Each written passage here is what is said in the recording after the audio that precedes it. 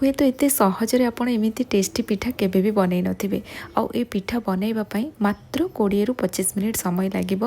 आ बनैबार शैली आपण देखिले विश्वास करि परिबेनी जे एते सहजरे कम समय भितरे कम सामग्री को नै एते टेस्टी पिठा भी सुजी रे तैयारी हे परिबो। आपण माने सुजी रे विभिन्न प्रकार पिठा बनैथिबे किंतु ए पिठा बनैबा बहुत सहज।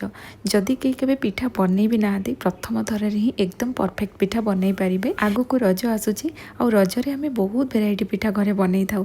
तो ये पिठा को निहाती भाव ट्राए करेंगे, निश्चय आपण मानकु बहुत पसंद आसीबो।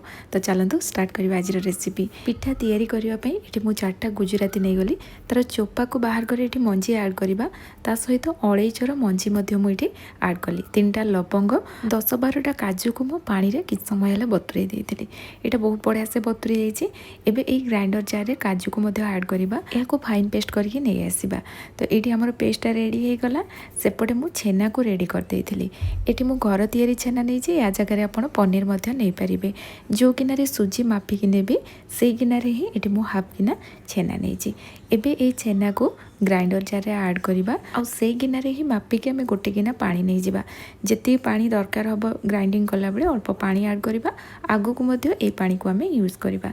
तो एठी मु गोटे गिना पानी नैथिली, अल्प पानी छेना रे ऐड करली। ता सहित जेति मीठा पसंद करचंती से अनुसार गुड़ नै जिबे। गुड़ जगह आपण चीनी भी व्यवहार करि परिबे, किंतु गुड़टा हेल्दी रहिबो। तो सेति पे मु गुड़ नैछि। एबे याको हमें पेस्ट करके नै आसीबा। याको पूरा फाइन पेस्ट करबा दरकार नै, हल्का जदि खदड़िया रहउछि भी चलिबो। तो एठी देखंतु ए टाइप रो एटा पेस्ट हेछि। एठी हमें जो प्रोसेस रे पिठा तैयारी करचंती से अनुसार मु प्रथम रो ही पानीटा रेडी कर नैछि। आगु को आपण प्रोसेस देखले जानि परिबे मु काहे कि प्रथम रो ही पानीटा रेडी करली। एठी हमें पेस्ट करथिबा छेना को एबळे गोटे जगह को बाहर कर नबा। ता सहित जो गिनारे आम पानी नहीं ना से पानीटा मुझे ऐड करदेली। आउ गोटे गिना पानी देली, माने टोटाल आम 2 गिना पानी यूज कले। आ काजू बतुरई अल्प पानी देली। मुझे आम मिक्स करनबा। पानीटा रेडी हो गला। एबे चलतु नेक्स्ट प्रोसेस जीवा। एपटे मु कड़ाई गरम कर देइथिली। एबे कड़ाई रे गुआ घी ऐड करबा। जदि घीर फ्लेवर आपन को पसंद नुह ताले आपन रिफाइन ऑयल नहीं पारिबे। आ घीर मात्रा मु टिके अधिक रखिछि, जा फल पिठा खाइबा पई बहुत बढ़िया लागिबा सहित फ्लेवर बहुत बढ़िया आसीबो। आ पिठा भी कड़ाई रु इजिली बाहरी आसीबो। तो एबे एठी हमें 2टा तेजपत्र ऐड करबा। काजू को छोट छोट पीस रे मु खंडिया कर देइथिली, ताकू ऐड करबा। आपण एठी किसमिस नडिया को छोट छोट काटी मध्ये ऐड करि परिबे। जो गिना रे में प्रथम रु पानी नैथिले ना सेइथिरे मापी कि मु गोटे गिना एठी सुजी नैछि। सुजी ऐड कला परे गैस रो फ्लेम मीडियम रखी याको हमें भाजीबा, हल्का टिके सुजी रे कलर आसीबा पर्यंत। ए पिठा रे भलो फ्लेवर पाई आमे प्रथम रु गुजराती अळैच लवंग नैथिले। आपण चाहिले एठी अल्प टिके खाइबा कर्पूर मध्ये गोटे पिंच भलिया पकाई पारिबे। हेले पिठार ना फ्लेवरटा बहुत बढ़िया आसीबो। एठी देखंतु सुजी भाजी हे गलानी, तार कलरटा ए टाइप रो रहिछि। अधिक आमे भाजीबानी, बस ए टाइप रो हैला परे आमे इथरे डेसिकेटेड कोकोनट ऐड कर दबा। ता सहित स्वाद अनुसार लुण दबा। तो एठी मो हाफ गिनारू टिके कम डेसिकेटेड कोकोनट नहीं। या जगह आप फ्रेश नड़िया करा नहीं पारे। मो पाखे नाला तो मुझे ऐड कली। एबे सबू जिनस को आम मिक्स करनबा। जेहेतु ये मु ड्राई कोकोनट नहीं ना ताको अधिक समय भाजीनी। जदि आप फ्रेश नहीं थे टिके पूर्वर पकईकि सुजी सहित ताको भाजी देबे, हेले पिठार टेस्ट बहुत बढ़िया आसीबो। एठी सबू जिनस को मिक्स कला परे आमे जो पानीटा रेडी करके रखिथिले ताको ऐड करबा। आ एठी ना प्रथम रु गैस रो फ्लेम आमे लो कर देइथिबा, कारण पानीटा पकईला परे सुजी रे लम्स आसी जाई पारे। सेति पई ताको भलो भाबरे मिक्स करबा। तापरे गैस रो फ्लेम हाई रखी पानीटा टिके ड्राई हबा पर्यंत याको आमे मिक्स करबा। सुजी बहुत जल्दी पानी को अब्जॉर्ब कर नबो।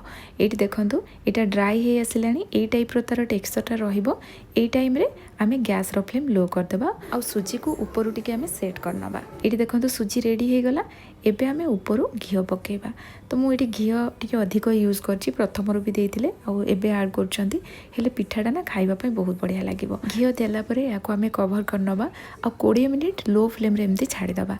लो फ्लेम रे टी 20 मिनिट हे गलानी। तो मु एबे आपन को ओपन करके देखौछि। देखंतु पिठा बहुत बढ़िया से रेडी हो जाइए। ये देखो उपरू यहाँ ए नरम अच्छी, किंतु ठंडा है पूरा नॉर्मल तार टेक्सचर पड़े आसो। आ साइड रू देखो पिठा भी बाहरी आसी। गैस रो फ्लेम बंद कर या फैन तले किछ समय रखीदी। ठंडा है देखो पिठा बहुत बढ़िया से रेडी हो जाइए।